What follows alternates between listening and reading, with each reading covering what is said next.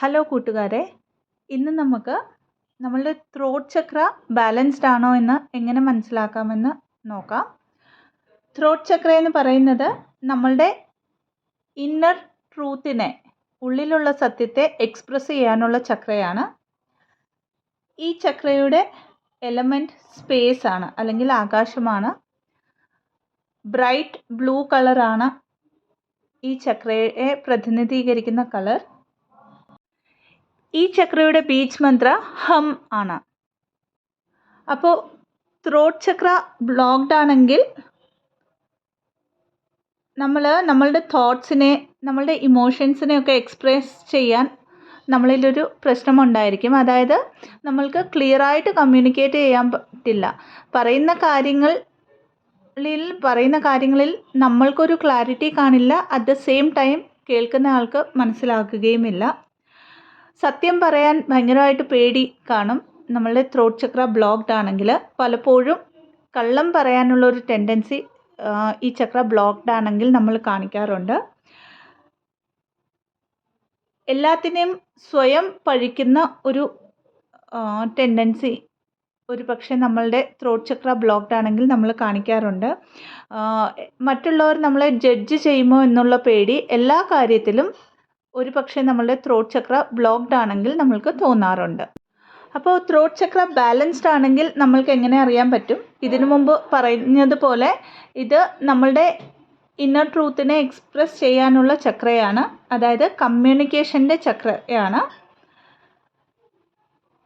നമ്മൾ എല്ലായ്പ്പോഴും സത്യം മാത്രമേ പറയുള്ളൂ. ഫിയർലെസ് ആയിട്ട് നമ്മളുടെ സത്യത്തെ നമ്മൾ ലോകത്തിന് മുമ്പിൽ എക്സ്പ്രസ് ചെയ്യാൻ നമ്മളുടെ ത്രോട്ട് ചക്ര ബാലൻസ്ഡ് ആണെങ്കിൽ പറ്റും. സെൽഫ് എക്സ്പ്രഷൻ്റെ ഒരു ചക്രയാണ്. സെൽഫ് എംപവർമെൻറ്റിൻ്റെ ഒരു ചക്രയാണ്. അതായത് ഇവിടെ ഒരു പേടിയുടെ എനർജി, ഒരു ഫിയറുടെ എനർജിയോ, ഒരു ആരെങ്കിലും ജഡ്ജ് ചെയ്യുമോ എന്നുള്ള ഒരു എനർജിയൊന്നുമില്ലാതെ നമ്മളുടെ ഉള്ളിലുള്ള ആ ഒരു സത്യത്തെ, ആ ഒരു ട്രൂത്തിനെ അതേപടി അക്സെപ്റ്റ് ചെയ്ത് വെളിയിലേക്ക് എക്സ്പ്രസ് ചെയ്യാൻ പറ്റും.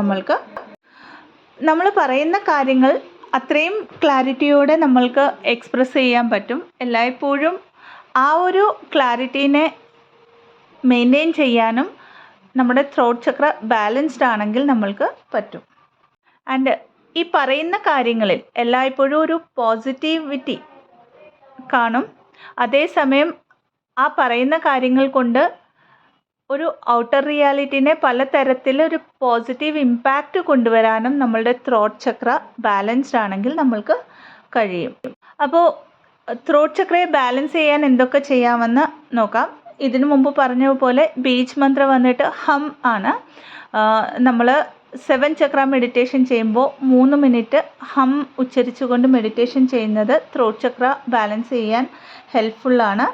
കഴുത്ത് സ്ട്രെച്ച് ചെയ്തുകൊണ്ട് ചെയ്യുന്ന ഏതൊരു എക്സസൈസും ത്രോട്ട് ചക്രയെ ബാലൻസ് ചെയ്യാൻ ഹെൽപ്ഫുള്ളാണ്.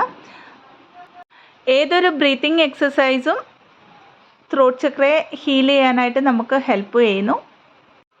ഇതല്ലാതെ പാട്ട് പാടുക, അല്ലെങ്കിൽ സപ്തസ്വരങ്ങളൊക്കെ തുടർച്ചയായിട്ട് പാടുന്നതൊക്കെ നമ്മൾക്ക് ത്രോട്ട് ചക്ര ബാലൻസ് ആവാൻ വളരെയധികം ഹെൽപ്ഫുള്ളാണ്. ഇതല്ലാതെ ശ്ലോകങ്ങളൊക്കെയും ഉറക്കെ ഉച്ചരിക്കുന്നതും നമ്മൾ ചെയ്യുന്ന പ്രാർത്ഥനകളൊക്കെയും പുറത്തേക്ക് ചൊല്ലുന്നത്, അതും നമ്മളുടെ ത്രോട്ട് ചക്രയെ ഹീലാവാനായിട്ട് നമുക്ക് ഹെൽപ്പ് ചെയ്യാറുണ്ട്.